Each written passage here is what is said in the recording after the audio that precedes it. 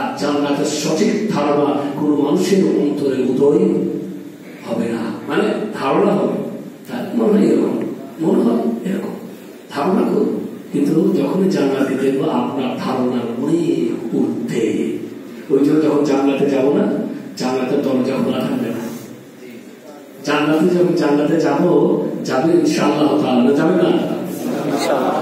নামাজ না পড়লেও যাবো ইনশাআল্লাহ। আশা করতে হয়। আল্লাহ নবী বলেছেন আশা করো, সাআলতুল্লাহ জান্নাতা ফাসআলুহুল ফিরদাউস। আল্লাহ নবী বলেছেন যখন জান্নাত চাইবে, জান্নাতুল ফিরদাউস চাইবে, ছোটটা চাও না বড়টা চাইবে, কিন্তু আমার করতে হবে কি ওটা লাহরু হবে। ভাই আশা করতে হয় বড়, কিন্তু আমাদের সাথে, রোজার সাথে, যাকাতের সাথে, হজের সাথে এবং আরো যত রকমের ভালো কাজ, মা বাবার সাথে সৎ ব্যবহার, আত্মীয় স্বজনদের সাথে সুসম্পর্ক, পাড়া প্রতিবেশীর সাথে ভালো ব্যবহার এবং অন্যান্য মানুষের সাথে সহাস্য কথা বলা এবং মানুষের অধিকার বজায় রাখা, এ সব করার মাধ্যমে জান্নাত কামনা করা আল্লাহর কাছে যখন চাইবে তখন ছোটটা চাইবে না, জান্নাতুল ফিরদাউস চাইবে। ফাইন্নাহু আলাল জান্নাতি ওয়াসাতিল জান্নাহ। জান্নাতুল ফিরদাউস হচ্ছে সবথেকে উচ্চ মানের, উৎকৃষ্ট মানের জান্নাত, যাকে আল্লাহ রাব্বুল আলামিন তৈরি করেছেন। মন ছোট করে কেন চাইবে? আল্লাহর কাছে দেওয়ার কি কোনো অভাব আছে নাকি? কিছু মানুষের জান্নাত পাইবা না পাইবা অসুবিধা নেই, আরাফে থাকলেও হবে। আরাফ জেনে সূরাতুল আরাফ বলে একটা সূরা আছে, তাই না? সূরাতুল আল আরাফ। আল আরাফ ওই জায়গার নাম। জান্নাত আর জাহান্নামের মধ্যবর্তী একটা স্থান, ওখানে থাকবে সেই মানুষগুলি যাদের নেকি আর পাপ সমান হয়ে গেছে।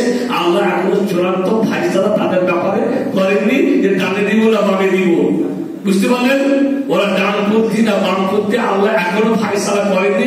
যতক্ষণ না আল্লাহর চূড়ান্ত ফায়সালা হয়েছে ততক্ষণ পর্যন্ত ওরা আরাফে থাকবে না। জান্নাতের চরম সুখ না জাহান্নামের অতি কষ্ট, মোটামুটি মিডিয়াম অবস্থায় তারা ওই আরাফে থাকবে। এটা হচ্ছে আরাফ। ছোট দিলের মানুষরা বলে এটা পেলেও চলবে। জি না, আশা যখন করতে হয় বড় আশা করতে হয়। আমার ছেলে আমরা যারা পড়ি বড় আশা করে পড়বো যেন বড় ডাক্তার হয়, বড় ইঞ্জিনিয়ার হয়, কিংবা বড় মনীষী হয়ে যেন মদিনা যেতে পারি, বা এমন আলেম যেন হতে পারি যে আলেম হয়ে বুখারী, মুসলিম এবং আরো অন্যান্য হাদিসের কিতাব পড়াতে পারি। এরকম একটা বড় আশা করতে হয়, ছোট আশা করতে হয় না। মূর্খ তুমি গোটা কত ভুলি তোমার বলল প্রাণ, চাইতে যদি মিলত তোমায় গোটা ওই ফুল বাগান। একজন লোক ওই বাগানের পাশ দিয়ে পেরিয়ে যাচ্ছিল, বাগানে অনেক ফুল আছে, অনেক ফুল। তো ভাবছে দিবে কি দিবে নাকি জানি, তাই মালিককে বলে একটা ফুল দিল, একটা ফুল। তো মালিক বাগানের ভিতরে গেল, একটা ফুল তুলে তার হাতে দিয়ে বললো মূর্খ তুমি গোটা কত ফুলই তোমার ভরলো প্রাণ, চাইতে যদি মিলত তোমায় গোটা ওই ফুল বাগান। আর মনটা ছোট করে কেন চাইলে একটা ফুল? তুই বলতেই পারে কিছু ফুল দাও, এত ফুল ফুটে আছে, ছোট মনে চাইলে কেন? বড় মনে চাইতে হতো। এটা হচ্ছে দৃষ্টান্ত। আল্লাহর কাছে যখন চাইবো বড় মন নিয়ে চাইবো, আল্লাহ তুমি দয়ালু, তুমি দয়াবান, তুমি অতি দয়াবান, অতি দয়াবান, অতি মেহেরবান আল্লাহ। আল্লাহ তুমি জান্নাতুল ফিরদাউস দিও। তবে দেওয়ার সাথে সাথে আমলটাও রাখতে হবে। আমল না করে চাইলে কোনো লাভ হবে না। আমার বলার উচিত, আল্লাহ নবী বললেন যে জান্নাতে যখন আমরা যাবো তখন জান্নাতের দরজা খোলা থাকবে না। কেন? আমাদের আশাটা আরো বাড়বে। মানে এবার জান্নাতে পৌঁছে গেছি, দরজার কাছে পৌঁছে গেছি, এবার খুলবে, রেডি, এবার খুলবে, এবার রেডি, দেখবো কেমন, দেখবো কেমন। আমি শুনেছি দরজার কাছে আল্লাহ নবী হাদিস শুনেছি এরকম এরকম এরকম। হ্যাঁ, কোরআনে যা চাইবেন তাই পাবেন, মানে চাইবেন, শুধু আশা করবেন, আর সঙ্গে সঙ্গে আপনার কাছে এসে হাজির। মেহনত করে যেতে হবে না সেই ফুল বাগানের কাছে, গাছের কাছে, কিংবা ওই ফলটা পাড়ার জন্য না। আপনি শুধু মনে মনে চাইবেন, মা তাশতাহি আনফুসুকুম, যা কিছু তোমাদের মন প্রাণ চাইবে সঙ্গে সঙ্গে আপনার কাছে এসে হাজির হয়ে যাবে, আপনার হাতের কাছে, আপনার মুখের কাছে। মেহনত করার কোনো দরকার হবে না। এত কিছু শুনেছি, দেখি না কেমন, দেখি না কেমন।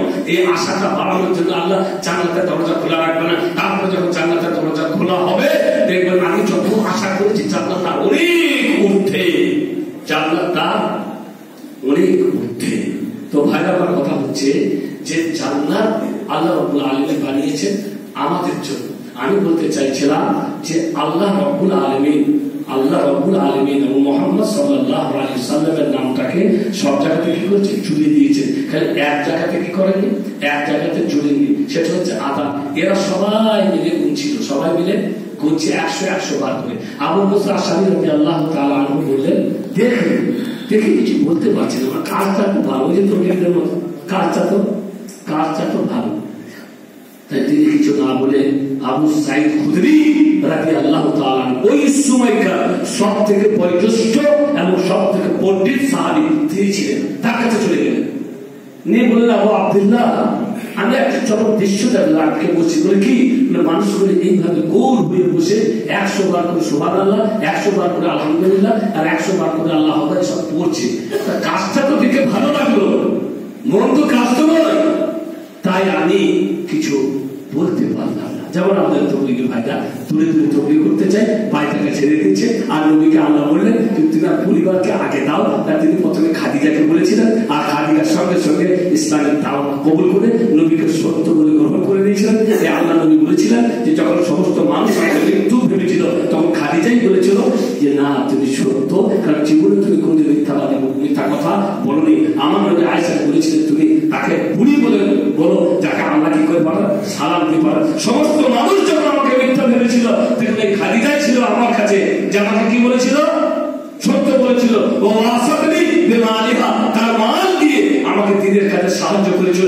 এই মেয়েটা খাদিজা রাদিয়াল্লাহু তাআলা আনহা, তিনি বিত্তশালিনী নারী ছিলেন, তার অনেক ধন সম্পদ ছিল। মক্কার বড় বড় ব্যবসায়ীরা তার কাছ থেকে টাকা পয়সা নিয়ে কি করতো, ব্যবসা করতো। এত বড় ধনী বিত্তশালিনী নারী ছিল, তার সমস্ত ধন সম্পদ মালকে আল্লাহ নবীর হাওয়ালা করে দিয়ে বললেন, আপনি সব দিনের কাজে ব্যবহার করেন।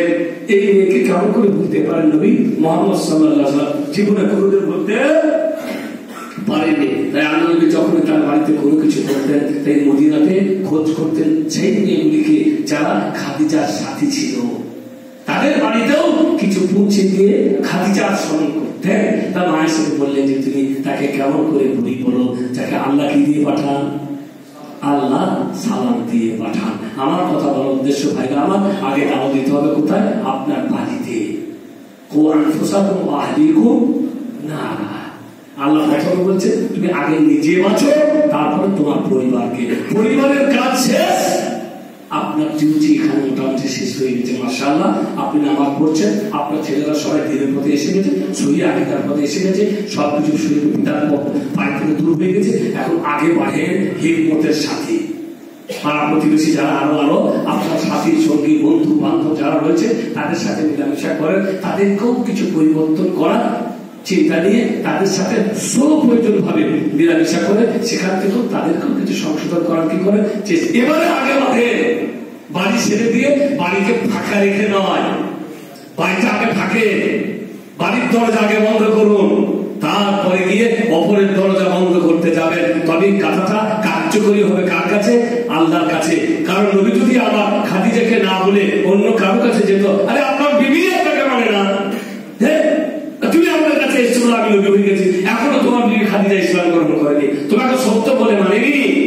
তার সর্বপ্রথম খাদিজাকে বলেছিলেন, খাদিজা আমি কিন্তু আল্লাহর পক্ষ থেকে দিনের দাওয়াত করার কাজ পেয়ে গেছি, আমাকে এখন দিনের দাওয়াত করতে হবে, নবী হিসাবে আমি হয়ে গেছি নবী, আসলে তুমি কি করতে চাও? আমি সব আপনি কোনোদিন মিথ্যা কথা বলতে পারেন না। নবী বললেন, যখন সমস্ত পৃথিবীর মানুষ আমাকে মৃত্যু ভেবেছিল, তখন একটা নারী ছিল যে আমাকে সত্য বলে মনে করেছিল, আমাকে তার মাল দিয়ে আমার সাহায্য করেছিল, ওই মাল দিয়ে আমি দিনের দাওয়াতের কাজ করেছিলাম। আল্লাহ বললেন আগে পরিবার, তারপরে আগে তুমি, তারপরে তোমার পরিবার, আগে তুমি তারপরে তোমার পরিবার, তারপরে আগে বাড়ো, step by step, step by step আগে যেতে হবে।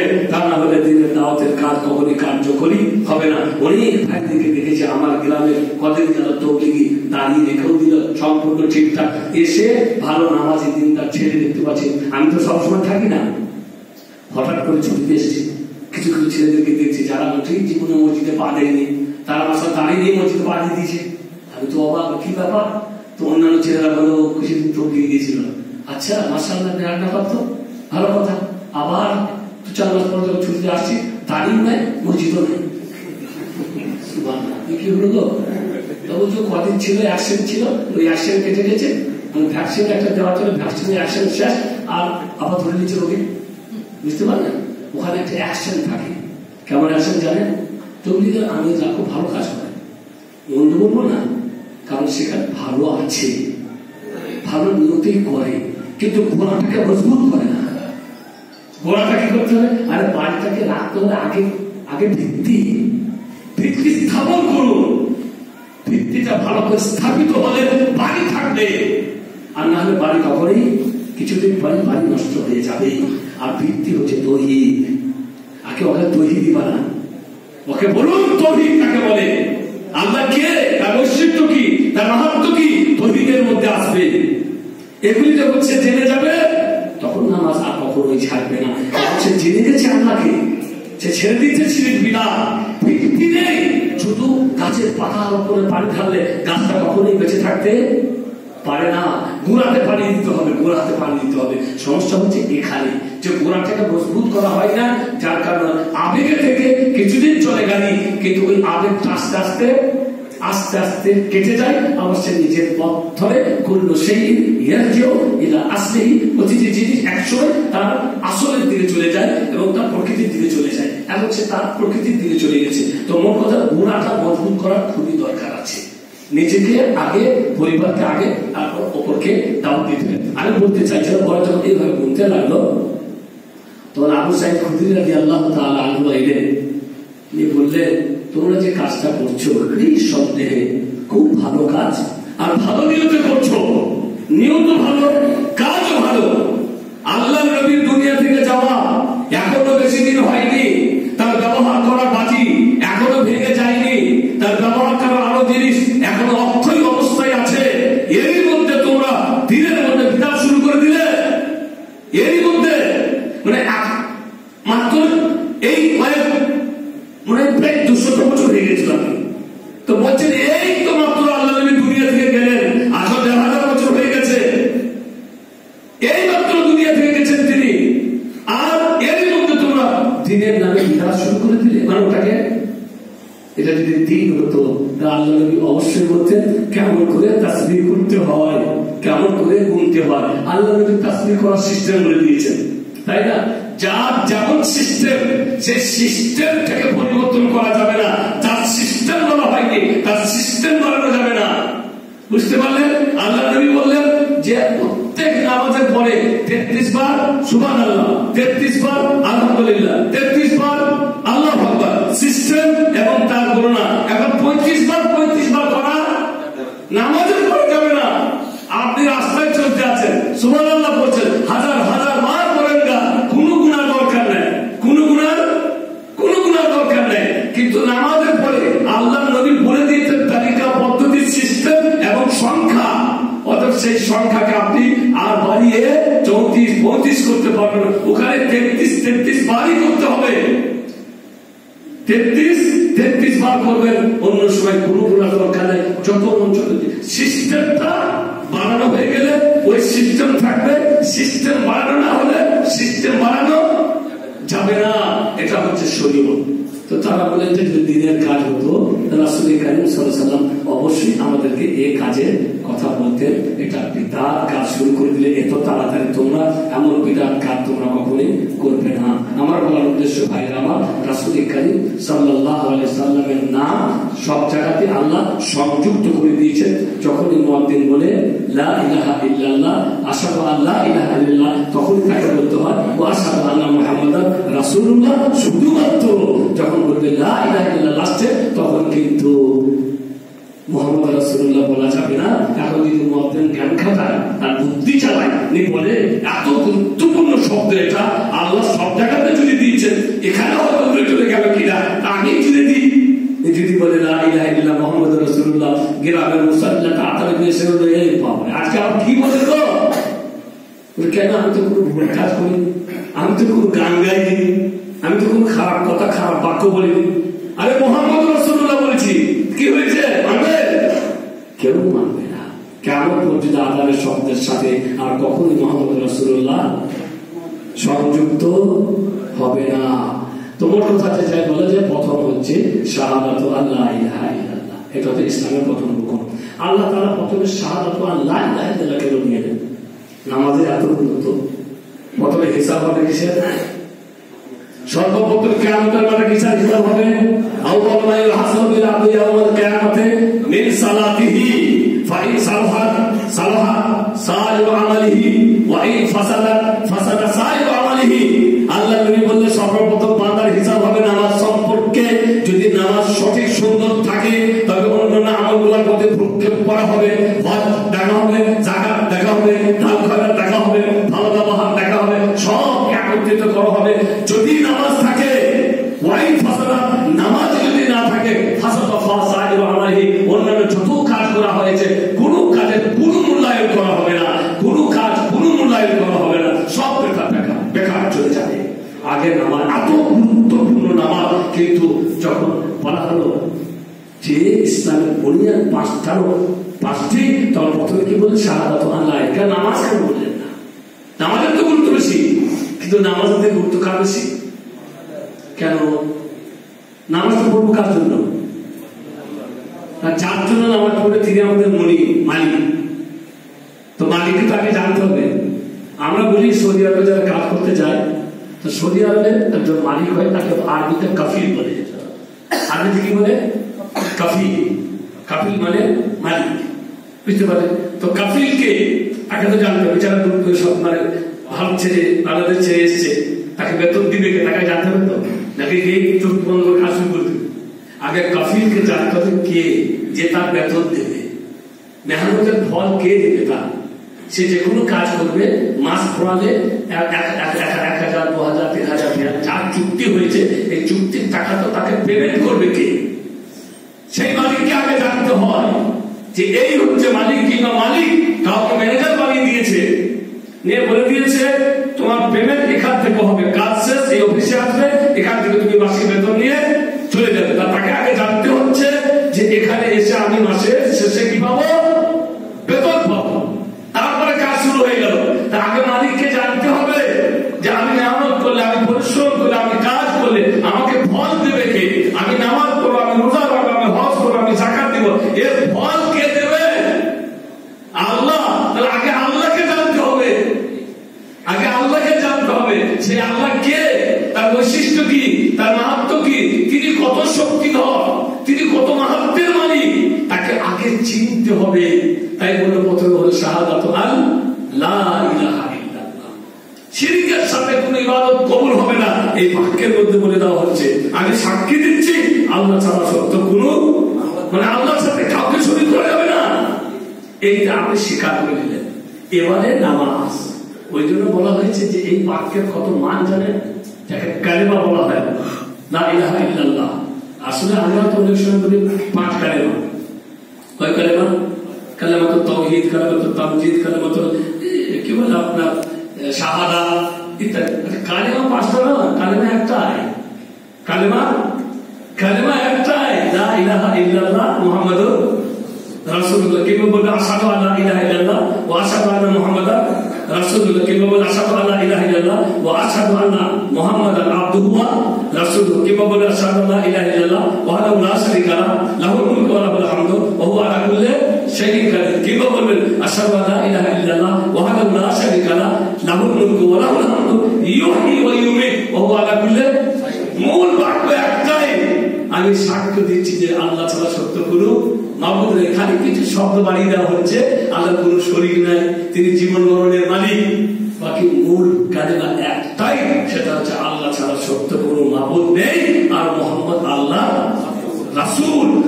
এটা হচ্ছে মূল বাক্য। এই বাক্য যখনই কেউ পড়ে নেয়, তার জন্য আর কখনোই জায়েজ হবে না আল্লাহ ইবাদতে কাউকে শরীক করা।